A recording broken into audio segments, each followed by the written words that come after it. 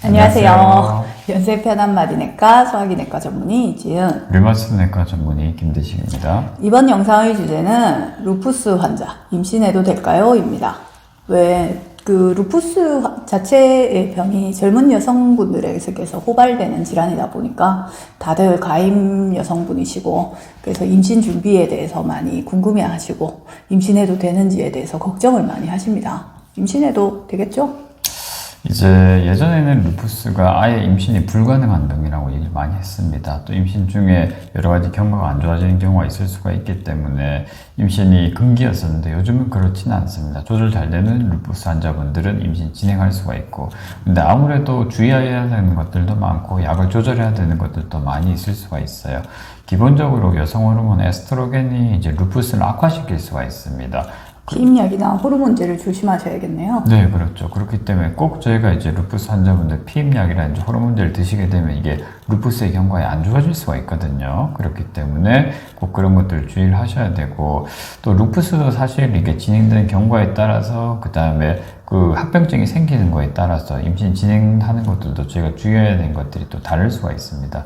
사실 루푸스가 자가면역 질환 중에서는 굉장히 다양한 장기 쪽으로 침범되는 경우가 많이 있습니다. 대표적으로는 뭐 관절 증상, 피부 증상 그런 것들인데, 신장도 악화될 수 있고요. 그렇죠. 루푸스 신염, 신장이 나빠지고, 루푸스 폐렴, 폐가 나빠지고, 그 다음에 눈, 그 다음에 뭐 장, 폐 어딘 다 염증이 생길 수가 있는 거거든요.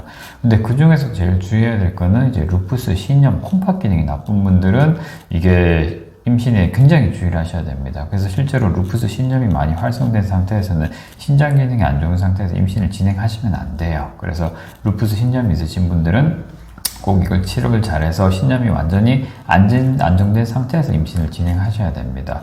그런데 이제 실제로 신염이 있으면 무조건 또 그럼 평생 임신을 하면 안 되냐? 그런 건 아니긴 한데. 좋아지시잖아요.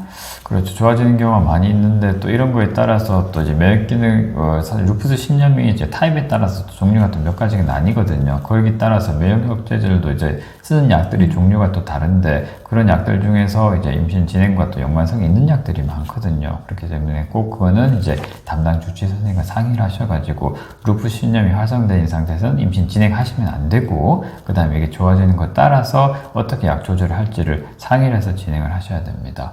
또 이제 약을 쓰는 거에 따라서 임신 전에 미리 이제 중단을 해야 되는 약들이 있고, 또 임신 중에 써도 되는 약들이 있거든요.